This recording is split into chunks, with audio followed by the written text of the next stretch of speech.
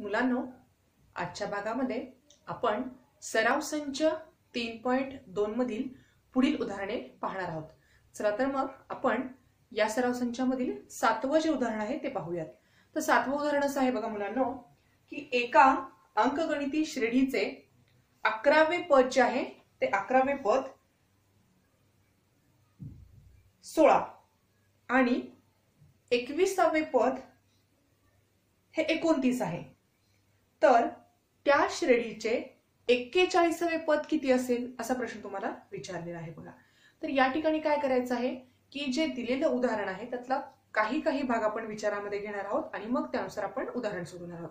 मग पहिलं वाक्य काय दिलेलं आहे की एका अंकगणिती श्रेणीचे 11वे पद 16 आहे. 11वे पद म्हणजे काय आहे तर जे आपल्याला TN चं सूत्र दिलेलं होतं त्या TN च्या सूत्राचा वापर आपण या ठिकाणी करणार आहोत. तर सगळ्यात पहिल्यांदा आपल्याला जी माहिती दिलेली आहे त्यामध्ये बघा 11वं पद दिलेलं आहे म्हणजे T11 ची किंमत दिलेली आहे 16. त्यानंतर काय वाक्य दिलेलं आहे की 11वं पद जे आहे ते 16 आहे आणि 21वे पद 29 आहे. म्हणजे काय येणार आहे T21 बरोबर 29 ही माहिती तुम्हाला दिलेली आहे. आता या दिलेल्या माहितीवरून तुम्हाला काय करायचं आहे तर तुम्हाला 41वे पद शोधायचं आहे. म्हणजे आपल्याला T41 ची किंमत किती असणार आहे हे शोधायचं आहे. आता सगळ्यात प्रथम आपण काय करणार आहोत तर लक्षात घ्या की आपल्याला जे TN चं सूत्र माहिती आहे याचा वापर आपल्या या ठिकाणी करावा लागणार आहे. तर त्यासाठी लक्षात घ्या आपण असं गृहीत धरणार आहोत की A हे पहिले पद आहे आणि दुसरं म्हणजे D जो आहे तो सामान्य फरक आहे. हे आपण गृहीत धरणार आहोत आणि त्यानुसार मग TN चं जे सूत्र आहे बघा TN बरोबर A अधिक N वजा 1 गुणिले D या सूत्राचा वापर आपण या ठिकाणी करणार आहोत. मग या ठिकाणी काय करायचं आहे तर बघा तुम्हाला 11वं पद दिलं आहे म्हणजे इथे N च्या जागी काय आपण पहिल्यांदा किंमत घेणार T11 बरोबर A ची किंमत आपल्याला माहित नाही म्हणून A तसाच ठेवणार आहोत. N ची किंमत आपण किती घेतली आहे 11 म्हणून इथे येणार आहे 11 वजा 1 आणि D ची ही देखील किंमत आपल्याला माहित नाही त्यामुळे D तसाच राहणार आहे. या ठिकाणी तुम्हाला काय मिळणार आहे बघा T11 बरोबर A तसाच 11 मधून जर 1 गेला तर येणार आहे 10D. याला आपण समीकरण 1 म्हणूयात. त्याचप्रमाणे आपल्याला T21 हे पद दिलेलं आहे मग त्याचाही वापर आपण या ठिकाणी करणार आहोत. तर इथे मी TN बरोबर A अधिक N वजा 1 गुणिले D या सूत्रामध्ये इथे 21वे पद म्हणून N ची किंमत आपण काय घेणार आहोत 21. मग इथे जर मी 21 पद N ची किंमत जर 21 घेतली तर A तसंच राहणार आहे फक्त N च्या जागेवर आपण 21 लिहिणार आहोत वजा 1 आणि D. मग इथे T21 बरोबर A अधिक 21 मधून जर 1 गेला तर 20D आपल्याला मिळतील. या समीकरणाला आपण समीकरण 2 म्हणणार आहोत. आता ही जी दोन समीकरण आहेत या दोन समीकरणांवरनं आपल्याला A ची किंवा D ची किंमत मिळणार आहे. मग पहिल्यांदा आपण A आणि D ची जर किंमत शोधली तर आपल्याला 41वे पद शोधणं सोपं जाणार आहे. तर इथे आपण पहिल्यांदा काय करणार आहोत बघा या दोन समीकरणांचा आपण विचार करणार आहोत. तर इथे बघा A अधिक 10D आहे आणि इथे A अधिक 20D आहे. समजा मी दुसऱ्या समीकरणामधून जर समीकरण 1 जर वजा केलं तर आपल्याला काय मिळतंय ते पाहूयात. मग या ठिकाणी आपण काय करूया तर समीकरण 2 मधून समीकरण 1 वजा करू. आता इथे लक्षात घ्या इथे या समीकरण 1 मध्ये मी इथे T11 ची किंमत आपल्याला माहिती आहे म्हणून या ठिकाणी फक्त ती किंमत 16 लिहिणार आहे म्हणून येणार आहे 16. त्याचप्रमाणे इथे T21 ची किंमत आपल्याला उदाहरणामध्ये दिलेली आहे ती आहे 29 म्हणून या ठिकाणी मी काय लिहिणार आहे 29. आणि मग आता आपण ही उदाहरणे सोडवणार आहोत. तर समीकरण 2 काय आहे बघा तर इथे पहिल्यांदा मी समीकरण 2 लिहिणार आहे बघा 29 बरोबर A अधिक 20D हे समीकरण लिहिलेलं आहे. त्या समीकरणातून कोणतं समीकरण वजा करायचंय तर पहिलं समीकरण काय आहे 16 बरोबर A अधिक 10D. पहिल्यांदा मी दोन्ही समीकरण लिहून घेतली. आता काय करायचंय वजाबाकी. मग वजाबाकी करता इथे चिन्ह येणार आहे वजा. मग इथे वजा चिन्ह होईल इथे पण वजा आणि इथे पण वजा. मग इथे 29 मधून जर 16 गेले तर आपल्याला काय मिळणार आहे तर इथे मिळणार आहे बघा 13 कारण 9 मधून जर 6 गेले तर उरतील 3 हातचाला इथे 2 मधून 1 गेले 1 म्हणून येणार आहे 13. त्यानंतर ए मधनं जर ए गेला तर 0 मिळेल आणि इथे 20 मधनं जर 10 गेले तर किती होणार आहे 10d. म्हणजेच आपल्याला म्हणून आपल्याला काय मिळालं बघा 10d बरोबर 13 आणि म्हणून आपण जर याच्यावर d ची किंमत काढली तर काय येणार आहे 13 छेदस्थानी 10 म्हणजे येणारे उत्तर 1.3. 10 ने जर 13 ला भाग दिलं तर 10 1 10 खाली उरले 3 वरून घेतले 0 म्हणजे 10 3 30 म्हणजे 1.3. ही किंमत कशी मिळाली d ची किंमत मिळाली. आता ही d ची किंमत तुम्ही जर समीकरण 1 मध्ये किंवा समीकरण 2 मध्ये जर घातली तर तुम्हाला a ची किंमत मिळेल. मग ही काय करूयात आपण समीकरण 1 मध्ये d बरोबर 1.3 घेऊ आणि मग आपल्या याच्यावरनं a ची किंमत मिळेल. मग समीकरण 1 काय आहे तर 16 बरोबर a अधिक 10 आणि इथे d च्या ऐवजी आपण काय लिहिणार आहोत 1.3. या ठिकाणी 16 तसेच a अधिक 13 ला किंवा 1.3 ला जर आपण 10 ने गुणलं तर उत्तर येणार आहे 13 कारण इथे येणार आहे 130 आणि दशांश नंतर 13.0 असं उत्तर येणार आहे म्हणजे ती संख्या झाली 13. मग आता इथे आपल्याला a ची किंमत काढायची. मग इथे 16 तसेच येतील आणि इथे 13 जर पलीकडे गेले तर काय होतील -13 होतील.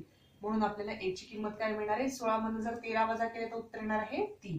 म्हणजे या ठिकाणी आपल्याला a ची किंमत मिळाली 3. आता आपल्याला इथे d ची पण किंमत माहित झाली आणि a ची पण किंमत माहित झाली. मग आता आपला प्रश्न काय विचारलाय तर 41वा पद किती. मग 41वा पद काढण्यासाठी आपल्याला काय करावं लागेल तर फक्त आपण या ठिकाणी मी थोडासा इथला भाग पुसते आणि या ठिकाणी पुढचं उदाहरण सोडवते. बघा आपल्याला इथे 41वा पद विचारलेलं आहे म्हणजे इथे आपण n ची किंमत किती घेणार आहोत तर 41 बरोबर. आता a ची किंमत आपल्याला माहिती आहे ती आहे 3 अधिक n ची किंमत काय येणार आहे इथे 41 घेतली म्हणजे इथे पण येणार आहे 41 वजा 1 आणि d ची किंमत आपल्याला किती मिळाली होती तर 1.3. तर अशा प्रकारे इथे आपल्याला 1.3 ही किंमत मिळणार आहे. मग इथे पुढे काय करायचंय बघा 3 तसेच अधिक 41 मधून जर 1 वजा केला तर येणार आहे 40 गुणिले 1.3 इथे बरोबर 3 अधिक आता याचा गुणाकार करताना समजा इथे आपण 13 ही संख्या गृहीत धरू 13 0 0 त्यानंतर 13 चौक 48 सॉरी 13 चौक 52 आणि इथे उत्तर येणार आहे दशांश चिन्ह एक संख्या सोडून म्हणजे इथे 13 0 0 13 चौक 52 आणि दशांश चिन्ह सोबत एकच संख्या म्हणजे दशांश चिन्ह इथे येणार आहे.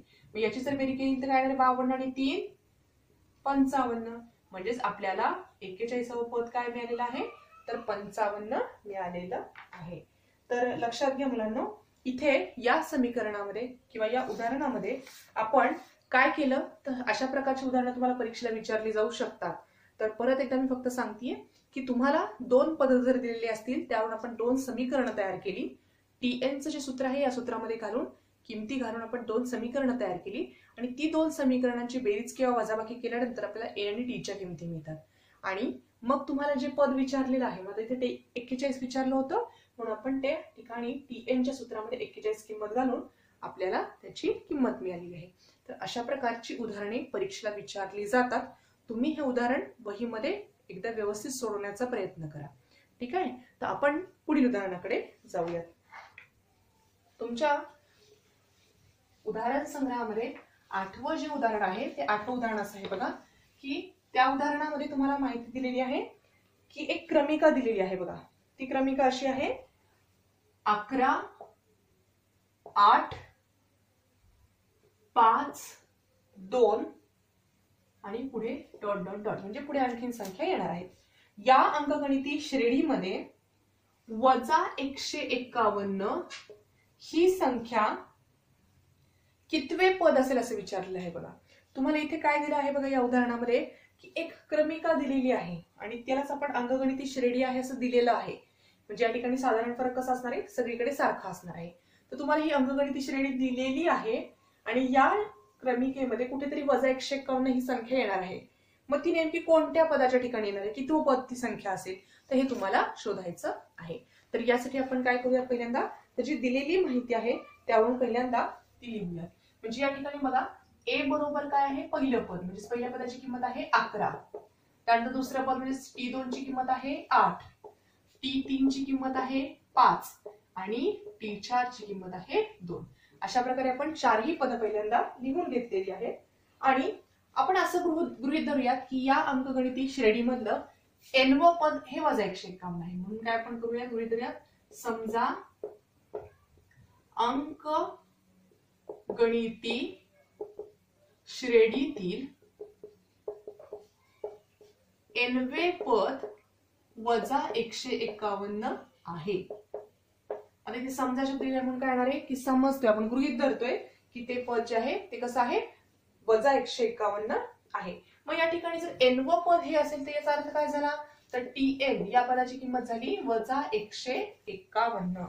आता या ठिकाणी जर nव पद वजा 151 असेल तर आपल्याला नेहमीप्रमाणे काय करायचं आहे, tn जे सूत्र आहे त्याचा वापर करायचा आहे. पण tn सूत्र काय आहे, a अधिक n वजा 1 गुणिले d. या सूत्रामध्ये आपण काय करणार आहोत, तर किमती घालणार आहोत. आता इथे लक्षात घ्या, tn म्हणजे संपूर्ण पदाची किंमत वजा 151 आहे, म्हणून या ठिकाणी आपण याची किंमत लिहितोय वजा 151. त्यानंतर a ची किंमत आपल्याला इथे माहिती ती आहे 11 अधिक, आता इथे लक्षात घ्या n वजा 1 तसाच राहणार आहे, कारण nव पद आपल्याला माहित नाहीये, ते पद शोधायचे. या संपूर्ण पदाची किंमत आपल्याला माहिती आहे, त्यामुळे n वजा 1 तसंच राहणार आहे. आणि d ची किंमत म्हणजे या ठिकाणी साधारण फरक आपल्याला काढायचा आहे. तो साधारण फरक काढण्यासाठी काय करायचं, d बरोबर t2 वजा t1. या ठिकाणी t2 किती आहे 8 आणि t1 आहे 11, म्हणून इथे येणार आहे 8 वजा 11, याची किंमत मिळेल मग वजा 3. या ठिकाणी अंकगणिती श्रेणी असल्यामुळे सगळीकडे फरक सारखाच असणार आहे, त्यामुळे तो परत काढण्याची आवश्यकता नाही. म्हणून या ठिकाणी d ची किंमत आपल्याला किती मिळाली आहे, वजा 3.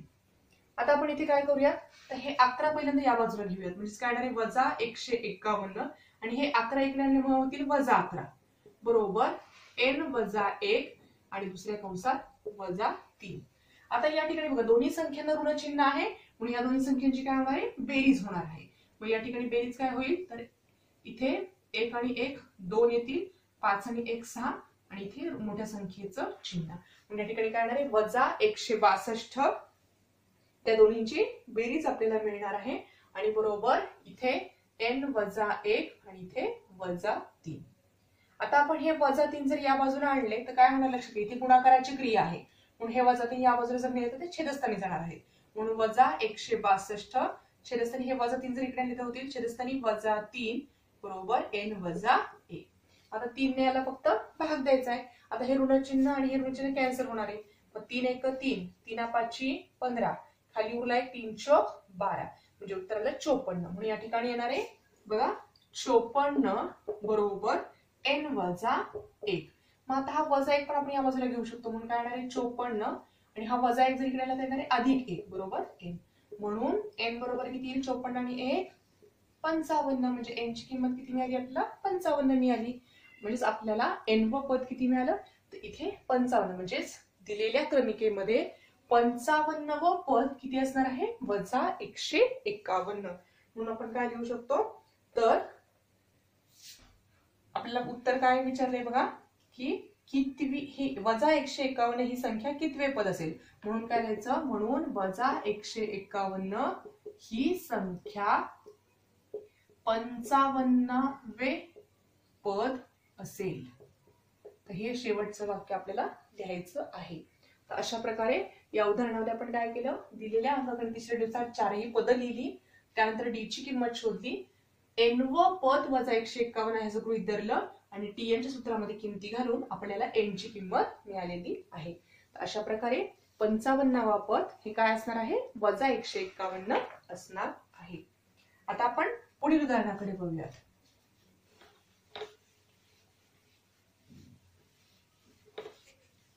बघा या पुढील उदाहरण जे आहे 9वं उदाहरण. तर या 9व्या उदाहरणामध्ये तुम्हाला काय माहिती दिली बघा, 10 पासून 250 पर्यंतच्या नैसर्गिक संख्यांपैकी किती संख्या 4 ने विभाज्य आहेत. म्हणजेच तुम्हाला 10 पासून ते 250 पर्यंत अशा किती संख्या आहेत की ज्याला 4 ने भाग जातो. 4 ने विभाज्य म्हणजे काय की 4 ने भाग जातो, अशा किती संख्या आहेत असा प्रश्न तुम्हाला विचारलेला आहे. मग दिलेली जी माहिती आहे ती पहिल्यांदा आपण लिहिणार आहोत आणि मग उदाहरणाकडे जाणार आहोत. मग आता या दिलेल्या उदाहरणामध्ये काय दिलेलं आहे बघा, की सगळ्यात पहिल्यांदाची अट काय आहे की संख्या ज्या आहेत त्या संख्या कुठून कुठपर्यंत द्यायच्यात, तर 10 पासून 250 पर्यंतच्या नैसर्गिक संख्या आणि ज्या 4 ने भाग जाणाऱ्या असणार आहेत. म्हणून आपण काय करूया, इथे वाक्य लिहिणार आहोत 4 ने भाग जाणाऱ्या 10 ते 250 मधील संख्यांची यादी। मग ही जी संख्यांची यादी आहे ती कशी येणार आहे, तर बघा 10 ला तर 4 ने भाग जात नाही, मग 10 नंतर कोणती संख्या की जिला 4 ने भाग जाईल तर ती संख्या असणार आहे 12। 12 नंतर कुठली संख्या 4 ने भाग जाईल, 16, त्यानंतर 20, नंतर 24, अशा प्रकारे भरपूर संख्या येतील।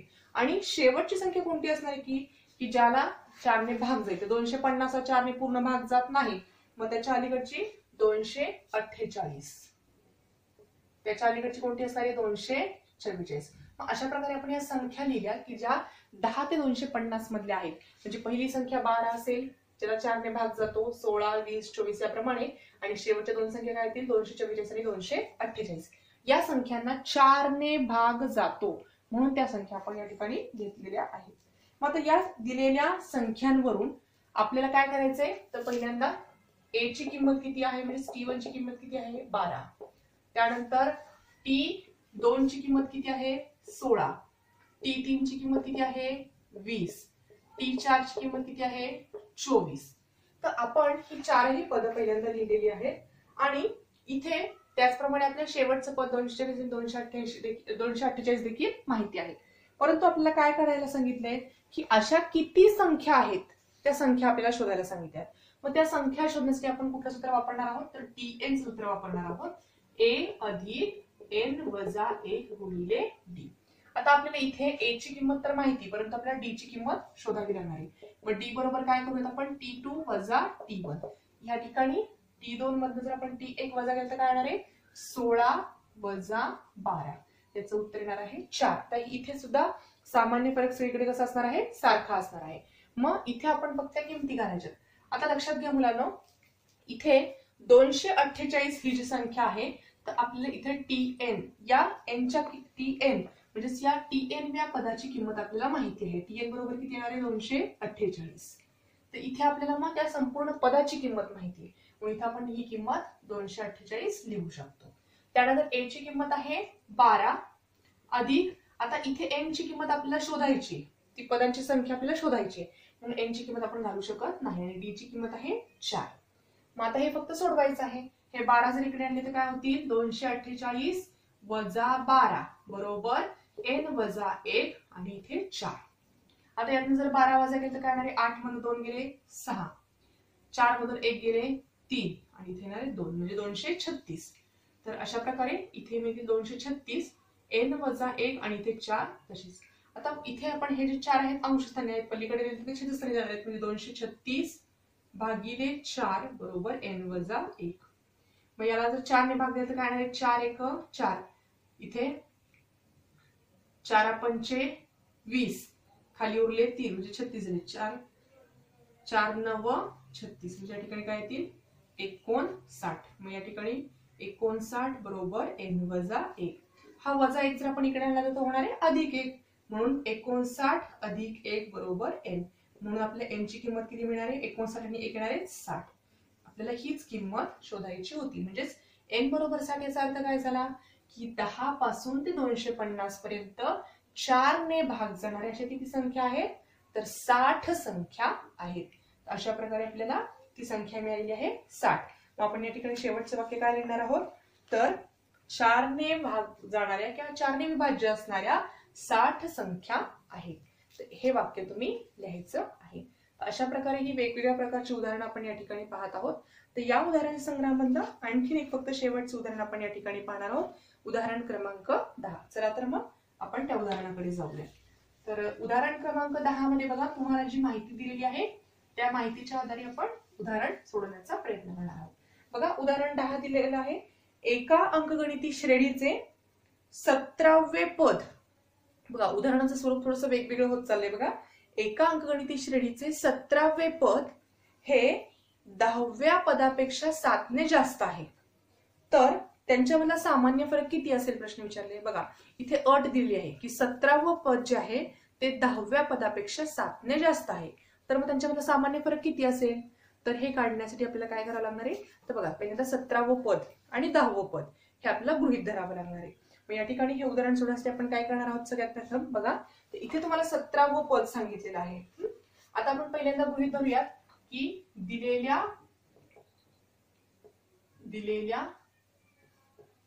अंकगणिती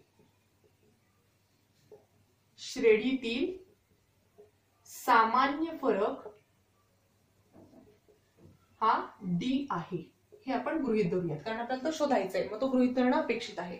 म्हणून तो सामान्य फरक आपण जर डी धरला तर तुम्हाला काय दिलेलं आहे बघा, तर इथे आपल्याला जे टीएन सूत्र आहे, टीएनच्या सूत्राचा वापर आपण इथे करणार आहोत. ए अधिक एन वजा 1 गुणिले डी.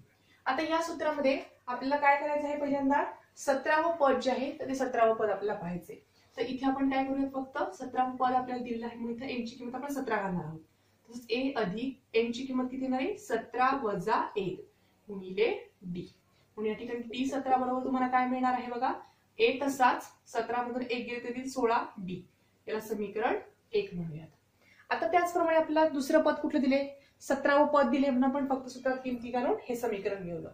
आता दुसरं पद कुठलं दिलेलं आहे, तर टी 10चं. मग या ठिकाणी आपण काय करूया, याच सूत्रामध्ये टी एन बरोबर ए अधिक एन वजा 1 गुणिले डी. या सूत्रामध्ये आपण काय करूया, एन ची किंमत 10 घालणार आहोत.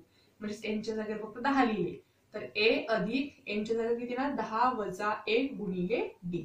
मग इथे टी 10 बरोबर इथे ए तसाच 10 मधून 1 गेले 9 डी. याला समीकरण 2 म्हणूया. आता आपल्याला उदाहरणामध्ये काय अट दिलेली आहे की 17वं पद जे आहे ते 17वं पद 10व्या पदापेक्षा कितीने जास्त आहे, 7 ने जास्त आहे. मग त्या दिलेल्या अटीनुसार आपल्याला काय मिळणार आहे, मग इथे दिलेल्या अटीनुसार 17वं पद म्हणजेच काय टी 17 याची किंमत ही 10व्या पदापेक्षा म्हणजे टी 10 पेक्षा कितीने जास्त आहे, 7 ने जास्त आहे. म्हणून ते पद काय आहे, टी 17 बरोबर टी 10 अधिक 7. आता आपण या समीकरणामध्ये काय करूयात, फक्त समीकरण 1 आणि 2 मधनं किमती घालूयात. या ठिकाणी टी 17 ची किंमत किती आहे समीकरण 1 मध्ये, 1 अधिक 16 डी बरोबर 10व्या पदाची किंमत किती आहे, इथे ए अधिक 9 डी अधिक 7. इथे आपण काय केलंय ते याला मी इथे कारण लिहिले, समीकरण 1 व 2 वरून आपण समीकरण 1 आणि 2 वरून काय केलं, फक्त किमती घातलेल्या आहेत. आता इथे लक्षात घ्या, इथे हे समीकरण सोडवताना इथे ए आहे आणि इथे ए आहे. हा जर ए इकडे आला तर काय होणार आहे, वजा ए होणार आहे. म्हणून हे ए आणि ए काय होतील, कॅन्सल होतील. मग आता डी ची पद फक्त आपण एका बाजूला घेऊया. इथे काय होणार आहे बघा, 16 डी, या बाजूला 16 डी आणि हा 9 डी जर आपण या बाजूला लिहिला तर काय होणार आहे, वजा 9 डी बरोबर. पुढे इथे कोणतं पद शिल्लक राहणार आहे, फक्त 7. आता इथे बघा 16 मधनं जर 9 वजा केले तर आपल्याला काय होणार आहे बघा, 7. 9 7 16 मग इथे मिळणार आहे 7 डी बरोबर 7. मग आता आपल्याला डी ची किंमत शोधायची. मग 7 ने जर या 7 ला भागलं तर काय येणार आहे, 7 छेदस्थानी 7. मग 7 ला जर भागलं तर उत्तर येणार आहे 1. म्हणून आपल्याला इथे डी ची किंमत किती मिळाली, 1. तर अशा प्रकारे या उदाहरणामध्ये लक्षात घ्या मुलांनो, दिलेल्या अटीनुसार 17वं पद जे आहे ते पहिल्यांदा आपण शोधलं, त्यानंतर 10वं पद शोधलं आणि 17वं पद हे 10व्या पदापेक्षा 7 ने जास्त आहे. त्याच अटीचा वापर करून आपण डी ची किंमत सहज काढू शकलो. तर या उदाहरण संग्रहामधील ही सर्व उदाहरणं जी आहेत 7वं, 8वं, 9वं आणि 10वं ही चारही उदाहरणं थोडीशी वेगळ्या प्रकारची होती. फक्त पद्धत वेगळी होती, सूत्र तीच वापरलेली होती आपण. तर टीएनचं सूत्र फक्त त्या ठिकाणी वापरलेलं होतं आणि यावरची उदाहरणं आपण या ठिकाणी पाहिलेली होती. आता यापुढील जो भाग आहे तो म्हणजे आतापर्यंत आपण ए म्हणजे काय, डी म्हणजे काय आणि टीएन अंकगणिती श्रेणी कशी ओळखायची आणि टीएनचं जे सूत्र होतं की एन पद कशी असतात ते शोधण्याचं सूत्र आपण पाहिलं होतं. आता यापुढे आपण जो नवीन घटक पाहणार आहोत त्याचं नाव आहे अंकगणिती श्रेणीतील पहिल्या एन पदांची बेरीज.